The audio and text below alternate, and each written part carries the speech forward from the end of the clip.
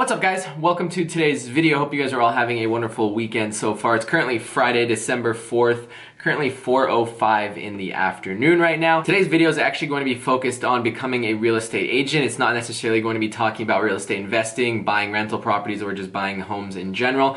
I got a lot of questions yesterday on my Instagram, people asking me how to become an agent, some tips, and some of the experiences that I've had as an agent so far. I've only been licensed for about 3 to 4 months now. I got my license in July of this year, so I'm still relatively new to being a real estate agent. I've actually been in real estate longer as an investor as I actually have been as an agent, but these are some of the tips and tricks that I've learned from the last couple months, some things to focus on, some things that you need to work on as a real estate agent, and just kind of what to expect once you become licensed. So sit back, relax, enjoy this video. I hope anyone that wants to become an agent, I hope this video is able to help you guys out. As always, if you guys are interested in any sort of specific videos, comment down below, or if you guys have any questions about this video specifically, comment down below. I'm happy to get back to you guys. My email is linked down below as well if you guys are interested in purchasing a property here in the Arizona area. I'm a licensed real estate agent, and that's pretty much it. Let's get the video started. So right here, I have about 7 things listed. I'm just gonna kind of wing it here, and hopefully some of these tips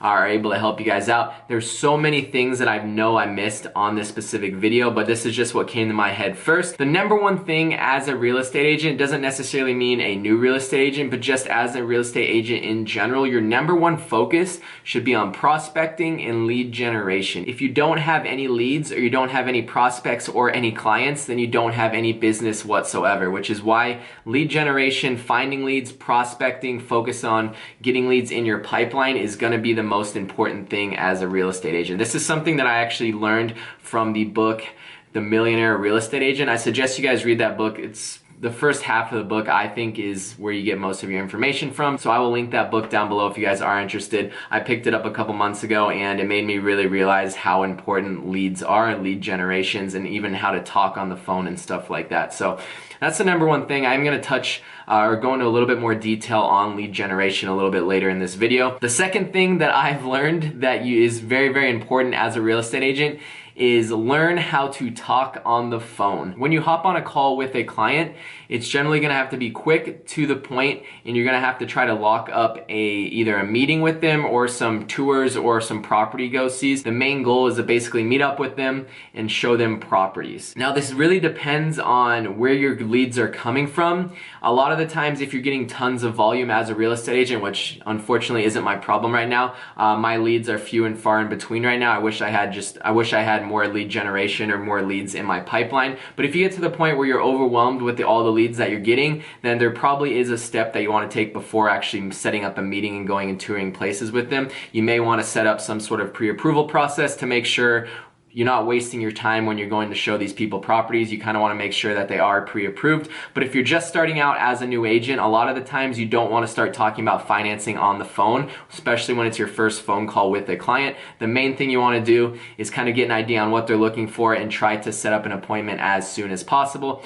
Oftentimes, I think the statistic was about 70% of home buyers go with the first agent that they talk to. So the first phone call is going to be very important. It's basically going to set the standard, and it's going to be a very important first impression. Now, the third thing is find a brokerage that is going to be perfect for you. So for those of you guys that don't know, you are basically a salesperson for the brokerage that you're going to hang your license at, meaning you can't go and represent someone else until you hang your license at a brokerage. Just because you passed the real estate exam doesn't mean you can start representing people. You have to be under a brokerage. Now, all brokerages handle things differently. All brokerages have different commission splits.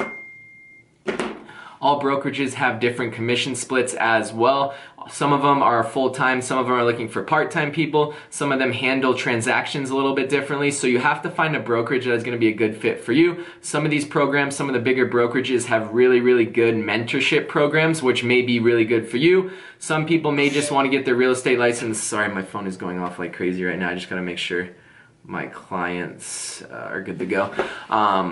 I lost my train of thought there. Some brokerages also have teams. So I'm actually under a brokerage, but I'm also on a team under that brokerage, which is really, really nice because I kind of have a mentor that I can ask questions to. It's very, very helpful.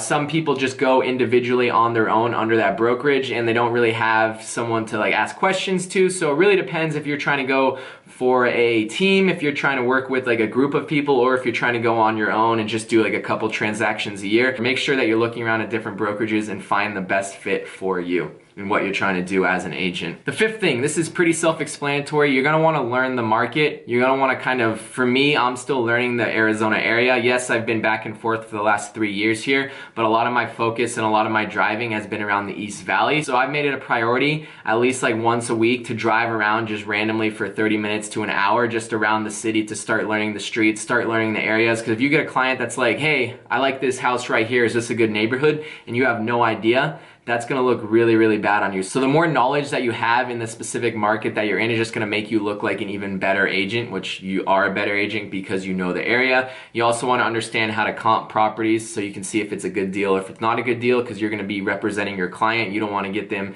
screwed on a deal or get them a bad deal. Just another thought too, the more you can get your name out to the public, the better. There's a lot of approaches to do this. You can go meet people at the gym. It doesn't necessarily, you don't have to meet people specifically to try to pitch your name as a real estate agent, but the more that you talk to people, the more that you mingle, the more that you get to know people at your gym, at a restaurant, walking on the street, your neighbors, the more people that know you're a real estate agent, just the better chances you have of one of them either wanting to list with you or wanting to buy from you, or one of them referring you to their friend that's looking to buy. So the more you can get your name out there, the better. I have a goal of mine to give out at least one business card each and every day of the week, whether it be at the grocery store. Yes, it's a little bit harder right now with the current restrictions and COVID-19 because you're not really supposed to mingle with random people, but it's just like just a thought that you have is just every opportunity you have to talk to someone doesn't necessarily, like I said at the beginning, you don't have to pitch that you're a real estate agent, but just any casual conversation with someone will most likely benefit you. So that's my thought on it. It doesn't necessarily have to be a direct pitch, but just the more people you talk to, the more people that know you're a real estate agent, the better chances you are of eventually getting some leads in the pipeline.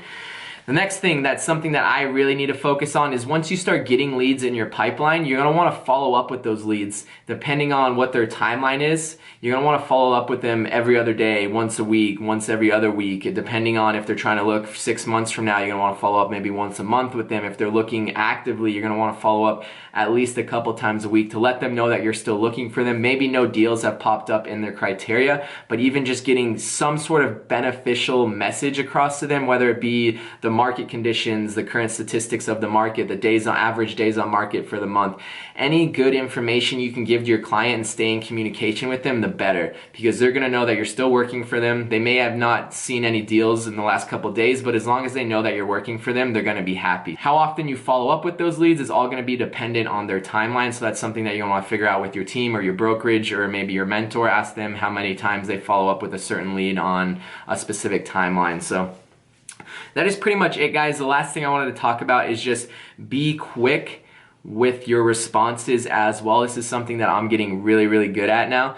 Whenever I get a text message, an email, or a call from my client, the first thing on my priority is to drop everything I'm doing and respond to them as soon as possible. Because if you're not responding to your client at a decent time, if you're a day or even a half a day in between each and every text message, it's gonna be very difficult, because as a real estate agent, or just real estate in general, is always time sensitive. Deals go like that. Good deals go within sometimes even minutes. I'll see some on the MLS just get taken down or get under contract within an hour. So it is very time sensitive.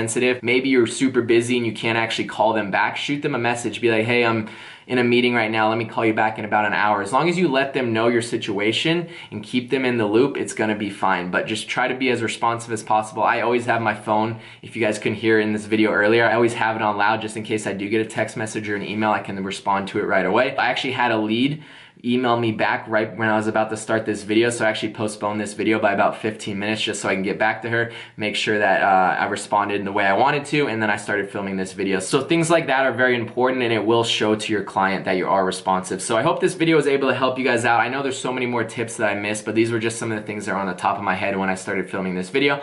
Drop a like if you guys did enjoy. I really, really do appreciate it. Have a great rest of your day, guys, and as always, any questions, comment down below.